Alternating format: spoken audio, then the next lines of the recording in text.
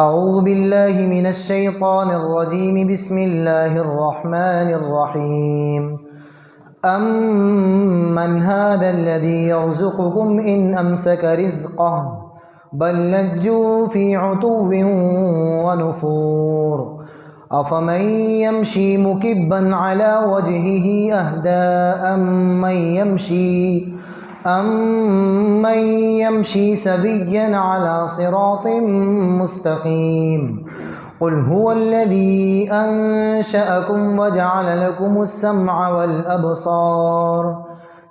والأبصار والأفئدة قليلا ما تشكرون قل هو الذي ذرأكم في الأرض وإليه تحشرون ويقولون متى هذا الوعد إن كنتم صادقين قل إنما العلم عند الله وإنما أنا نذير مبين صدق اللہ العظیم۔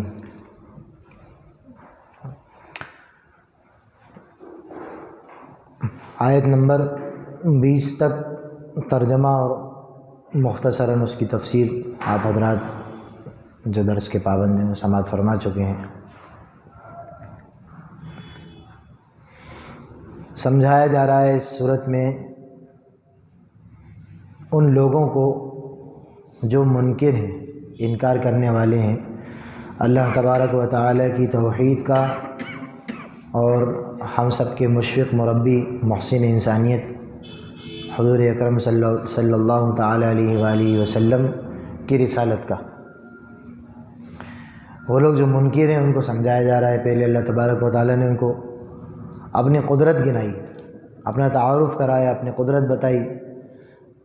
جہنم جو بد نصیبوں کا حصہ ہے آخرت میں، اس کا اللہ تبارک و تعالی نے تعارف کرایا، اپنی نعمتوں کو گنوایا، اور وہ نعمتیں جو انسان روز مرہ چاہے وہ اللہ تبارک و تعالی کو ماننے والا ہو یا اللہ کو ماننے والا نہیں ہو، ہر ایک ان نعمتوں کا استعمال کر رہا ہے۔ اللہ تبارک و تعالی نے ان نعمتوں کو گنوایا، پھر اخیر میں نعمتیں گنواتے گنواتے اللہ تبارک و تعالی نے فرمایا کہ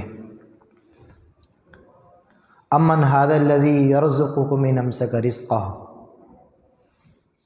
یہ کفار سے اللہ تبارک و تعالی فرما رہے ہیں کہ اگر وہ اپنا رزق بند کر دے، رزق ہم سمجھتے ہیں کہ روٹی چاول یہ رزق ہے، بلکہ مفسرین اور علماء اکرام نے لکھا ہے کہ رزق انسان کی ہر ضرورت کا نام ہے، ہر ضرورت کا نام رزق ہے۔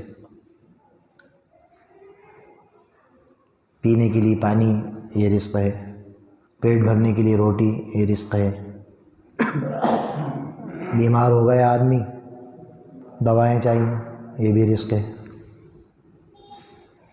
شہد پیٹ تو نہیں بھرتا شہد سے لیکن رزق ہے، جس سے انسان کا فائدہ ہو رہا ہے، جو اس کی ضرورت خاص ہے اس کو رزق کہتے ہیں۔ تو اللہ تبارک و تعالیٰ کہہ رہے ہیں کہ اگر وہ اپنا رزق بند کر دے، ابھی تو مل رہا ہے، پانی پھینکتے بھی ہیں، پیتے بھی ہیں، ہر روٹی ہے کھانا، وہ بہت ساری چیزیں آپ شمار کر لیجیے کہ جو انسان استعمال کرتا ہے۔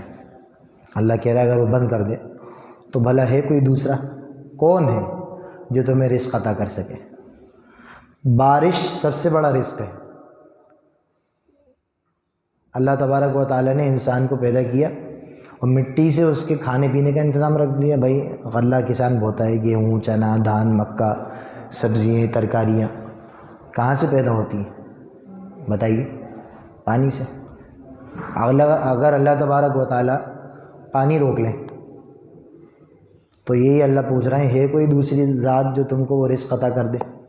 بتاؤ کیا کرو گے؟ ابھی سسٹم چل رہا ہے، اللہ کرے اس سال لاک ڈاؤن نہ لگے، لیکن مارچ میں 2 سال تک لوگوں نے دیکھ لیا کہ اللہ اپنی پہ آیا تو پریشان ہو گئے۔ اللہ حفاظت کرے حالات سے ہمارے سب کی۔ تو اس کو اللہ تبارک و تعالی سوال کر کے پوچھ رہا ہے کہ امن ھذا الذی یرزقکم ان امسک رزقہ، کہ بھلا بتاؤ اگر وہ ذات تمہارا رزق روک لے تو کوئی ہے جو دوسرا تمہیں رزق دے دے؟ کفار سے اللہ کہہ رہا ہے، یعنی اپنی طاقت کا احساس دلا رہا ہے اللہ پاک کہ تم کیا سمجھ رہے ہو، مطلب ایک نظام چل رہا ہے، بٹن کھٹکے کا کام ہے کیا؟ کھٹکا چالو کرا، پانی گر گیا، بٹن دبائے، سبزیاں پیدا ہو گئیں، مشین چلانا شروع کری، سبزیاں ہونا، ایسا نہیں ہے، اللہ کی قدرت ہے۔ اگر اللہ روک لیں تو ہے کوئی دے دینے، کوئی نہیں دے پائے گا، کوئی دوسرا ہی نہیں۔ پھر اللہ آگے فرما رہا ہے بل لجوا فی عتو و نفور، اس کے باوجود یہ تمام کفار مشرکین مجھے نہ ماننے والے سرکشی، ہٹ دھرمی اور بالکل دور ہو کر جمے ہوئے ہیں، ہٹنے کو ٹس سے مس ہونے کو تیار نہیں۔ یہ اللہ تعالیٰ نے فرمایا۔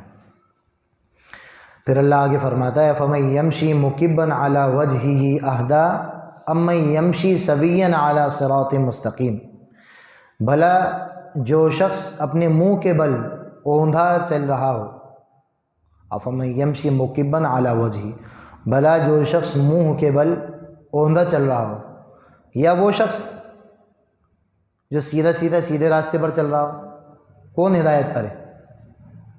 جو پیروں کے بل چل رہا ہے وہ ہدایت پر ہے، یا جو منہ کے بل چل رہا ہے وہ ہدایت پر ہے؟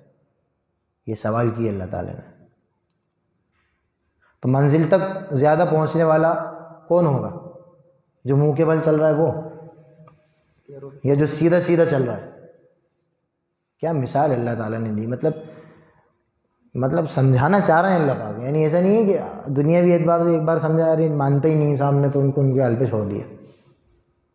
پورا قرآن نصیحت سے بھرا ہوا ہے، پورا قرآن۔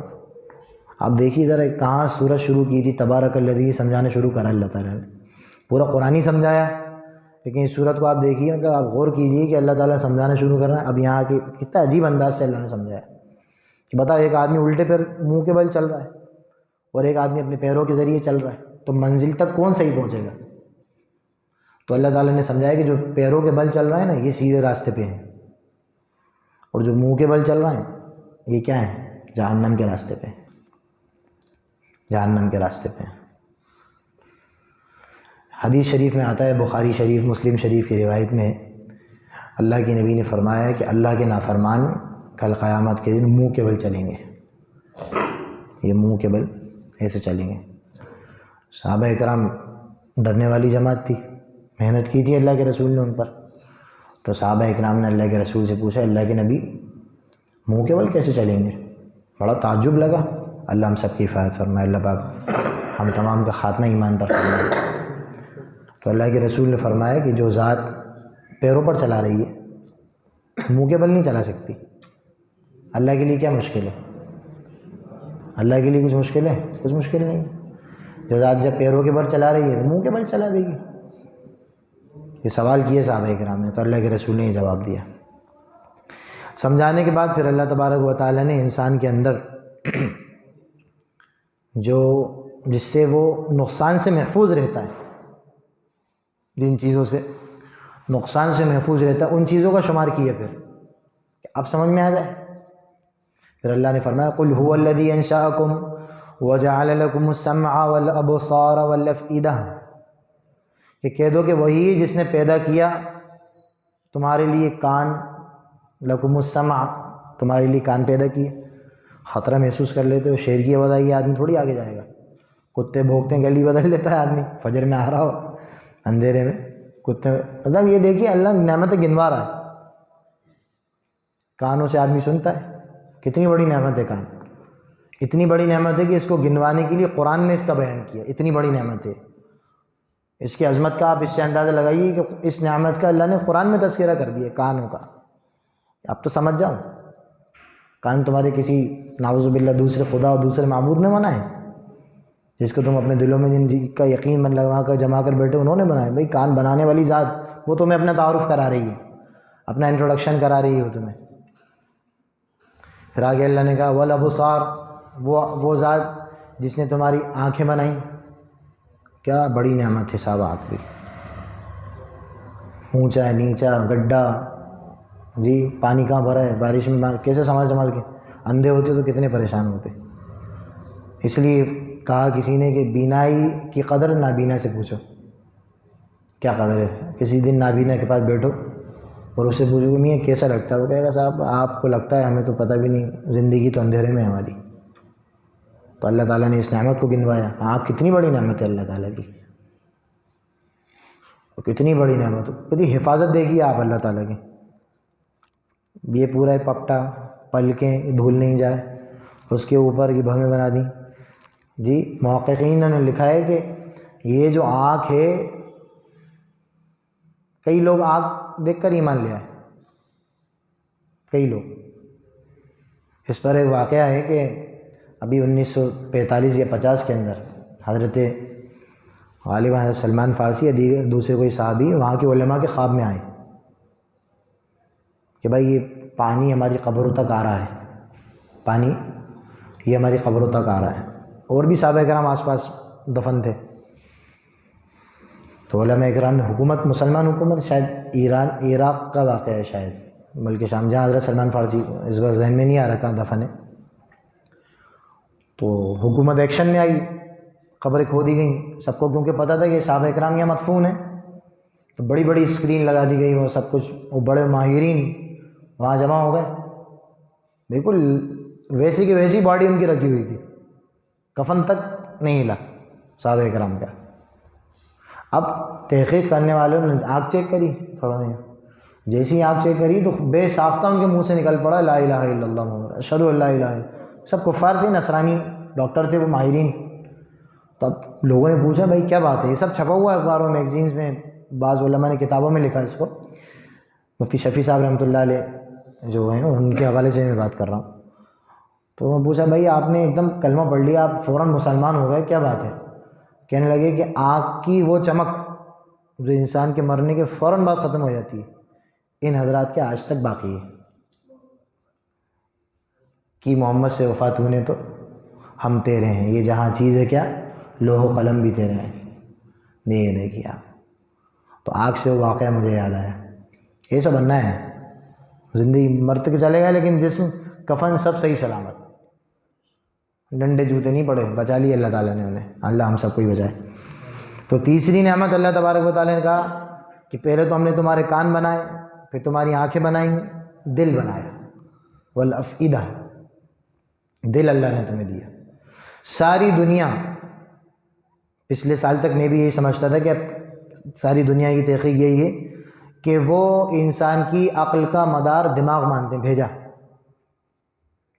کہ سوچتا آدمی کہاں سے, دماغ سے. ایکشن کہاں سے لینے کی صلاحیت کہاں سے آتی ہے, دماغ سے. لیکن اسلام اس کا برعکس ہے. اسلام کہتا ہے دل ہے. انسان کی کامیابی, اس کی کامرانی, اس کی فلاح, سب کا مدار کیا ہے, اسلام کیا کہتا ہے, دل ہے. اور پوری انسانیت کیا کہتی ہے, دماغ ہے. گزشتہ سال مفتی ابوالکلام صاحب کے مدرسے میں ایک بہت بڑے آدمی حکیم فخر الاسلام صاحب مظاہری, مظاہر العلوم سہارنپور سے عالم ہے, وہ بہت ماہر آدمی ہے, ہاں حکیم ہے, بہت بڑے حکیم ہے وہ. تو انہوں نے بتایا کہ اب سائنس نے بھی قبول کر لیا کہ ساری انسانیت کا سمجھنے کا جو مدار ہے وہ کیا ہے, دل ہے. سائنس بھی مان گئی. لیکن کیا کہتی تھی وہ پرانی تحقیق کیا تھی اس کی, دماغ. اب سائنس نے بھی مان لیا. عاجز ہونا پڑا سائنس کو بھی قرآن کے آگے, جھکنا پڑا, گھٹنے ٹیک دیے سائنس نے بھی, کیونکہ سائنس کیا انسانی علم ہے, وحی اللہ کا علم ہے. تو جہاں انسان کے سارے انسانوں کے علم مل کے ختم ہوتا ہے نا, وہاں سے وحی کی ابتدا شروع ہوتی ہے, وہاں سے ابتدا شروع ہوتی ہے. تو سائنس نے ہی مان لی. تو اللہ تبارک و تعالیٰ نے آنکھوں کو, کانوں کو اور دلوں کو یہ انسان کے بنایا, تعارف کیا کہ بنانے والا اللہ ہے. پھر اللہ آگے کہہ رہا ہے قلیلا ما تشکرون, بہت کم تم شکریہ ادا کرتے ہو, بہت کم. جو حق ہے شکریہ کے ادا کرنے کا وہ تم ادا نہیں کرتے. تو اللہ تبارک و تعالیٰ ہم تمام کو ان نعمتوں کی قدردانی کی توفیق عطا فرمائے. بڑی نعمت ہیں. اور اشارہ اس سمجھا کس کو رہا ہے اللہ تبارک و تعالیٰ, کفار کو. تو پتہ چلا کہ کسی چیز کو حاصل کرنے کے لیے, ہدایت کو پانے کے لیے, اللہ تبارک و تعالیٰ تک پہنچنے کے لیے جو چیزیں ضرورت ہمارے واسطہ اور سورس اور ذریعہ بن سکتی ہیں وہ کان ہیں. کان, ایک آدمی نابینا ہے لیکن کانوں سے علم حاصل کر سکتا ہے. بہت سے علماء کرام اس وقت ہندوستان میں بھی ہیں جو نابینا ہیں لیکن بہت بڑے عالم ہیں, مکہ مکرمہ سعودیہ کے جو مفتی تقریباً 60-65 سال سے بن رہا ہے سب نابینا ہوتے ہیں. اس کی ایک وجہ ہے اصل میں ان کے ہیں کچھ خاص، سارے مفتی ان کے نابینا ہوتے ہیں.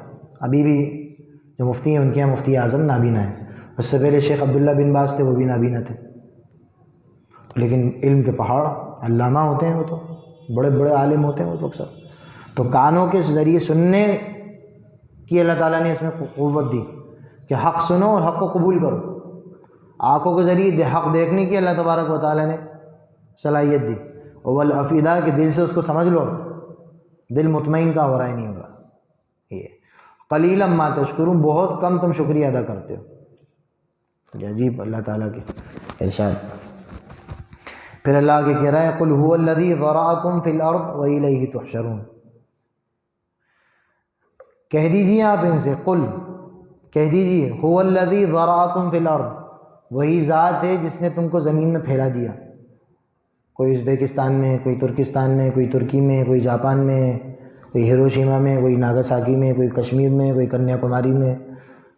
اللہ نے سب کو پھیلا دیا، پھیلا دیا. وَإِلَيْهِ تُحْشَرُونَ، پھیلا کر جمع کرنے کی طاقت بھی اسی کے پاس ہے. پھیلا تو دیا لیکن اسی کی طرف تم تمام جمع کیے جاؤ گے.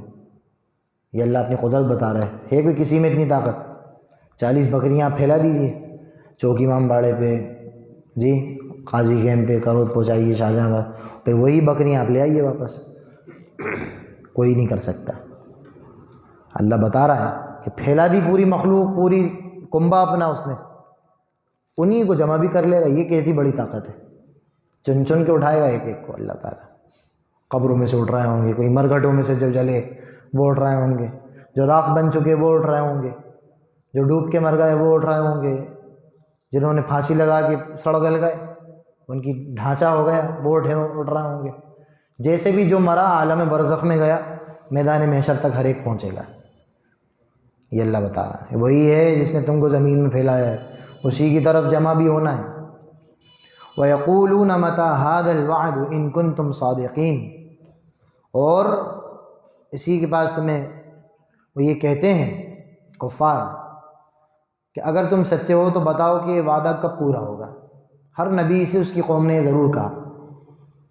نوح علیہ السلام کی قوم نے تو اتنا بدتمیزی کا جملہ کہا، یا نوح قد جادلتنا فاکثرت جدالنا فاتنا بما تعدنا ان کنت من الصادقین. اے نوح خوب جھگڑ لی یار، تم تو بہت ہو گئی اپنی بحث، حد کر دی ہم نے بھی جھگڑ کے. یہ قوم کا جملہ ہے. ایک کام کرو تو تم قیامت کا وعدہ کر رہا ہو نا وہ لے آؤ تم تو، چلو. ہٹ دھرمی دیکھیے، دلوں کی سختی دیکھیے. اللہ سخت دلوں سے حفاظت فرمائے. سخت دل کی علامت یہ ہے کہ اللہ تبارک و تعالیٰ ایسے انسان سے تلاوت کی توفیق چھین لیتے ہیں. قرآن کی جو تلاوت نہیں کرتا تو وہ بڑے خطرے میں ہے. جو قرآن کی تلاوت نہیں کرتا وہ بہت خطرے میں ہے کہ اللہ نہیں چاہتا کہ میری بات یہ اپنی زبان سے نکالے. اس کو فکر کرنا چاہیے. ہمارے معاشرے میں اگر کوئی ایسا بھائی ہے تو اس کے ہاتھ پیر جوڑ کے اس کو تلاوت پہ لگائیں. تلاوت بہت بڑا عمل ہے، معمولی چیز نہیں ہے قرآن کی تلاوت. سارے جنات، سارے بھوت سب نکل جاتے ہیں اس سے، تلاوت سے. تو ان کی سختی دیکھیے آپ. تو اس قوم نے بھی، مکہ مکرمہ کے مشرکین نے بھی، کفار نے بھی حضور سے کہا متی ھذا الوعد. ارے تم کہتے رہتے ہو اللہ جوڑے گا، اللہ اٹھائے کھڑا کرے گا، اللہ سوال کرے گا، 5 چیزوں کا سوال کیا جائے گا، مال کہاں سے کمایا، جوانی کہاں لگائی، علم حاصل کیا، کیا عمل کیا، اسلام کی توفیق دی، کیا کیا، کب ہوگا یہ سب؟ لے ہی آؤ، تو لے آؤ، لے آؤ. تو اللہ تبارک و تعالیٰ نے حضور سے کہا قل، کہہ دیجئے انما العلم عند اللہ، علم تو صرف اللہ کے پاس ہے. قیامت کا علم اللہ کے رسول کو بھی نہیں دیا گیا. اس لیے جو حضرات کہتے ہیں نا 2040 میں آ جائے گی، 2000 فلاں میں آ جائے گی، اتنے میں آ جائے گی، بھلے ہی معاف کیجئے کوئی عالم بھی اگر کہتا ہے طے کر کے تو اس کی بات قابل اعتبار نہیں. کیوں؟ سب سے بڑے عالم ہم سب کے اللہ کے نبی صلی اللہ علیہ وسلم. حضور نے نہیں بتایا، علامت بتا دی، علامتیں بتائیں، طے کر کے نہیں بتایا کہ اس دن، اس وقت، یہ تاریخ، یہ گھڑی، سورج ڈوب جائے گا، سب نہیں طے. تو اللہ کے رسول ہم سے بھی یہ کہا قل، آپ کہہ دیجیے انما العلم عند اللہ، علم تو صرف اللہ کے پاس ہے. تم مجھ سے کہہ رہا ہو کب آئے گی، متی ھذا الوعد ان کنتم صادقین، کب ہوگی قیامت؟ تم ذکر کرتے رہتے ہو لے آؤ. تو حضور نے کہہ دیا مجھے نہیں پتہ، اللہ کو پتہ ہے، اللہ کے علم ہے. وَإِنَّمَا أَنَا نَذِيرٌ مُبِينٌ، میں تو تمہیں صرف کھلا کھلا ڈرانے والا ہوں، صاف صاف بات کر رہا ہوں، تم ڈر جاؤ. یہ حضور نے کہہ دیا. تو ہمیں وہ فائدہ اٹھانا چاہیے کہ جب حضور نے کھلم طور پر ہمیں کھلا ڈرا دیا کھلے طور پر، تو ہمیں وہ ڈر لینا چاہیے. ڈر کن چیزوں سے ڈرا ہے اللہ کے نبی صلی اللہ علیہ وسلم نے؟ فلما رأوه زلفة سیئت وجوہ الذین کفروا وقیل هذا الذی کنتم به تدعون.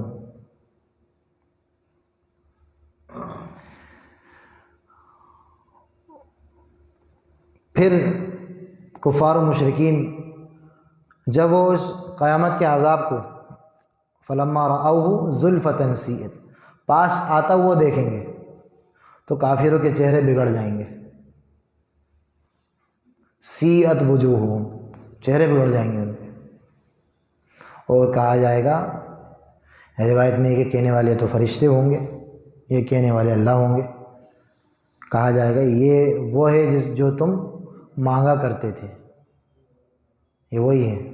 ھذا الذی کنتم بہ تدعون، وہی ہے جو تم مانگتے تھے.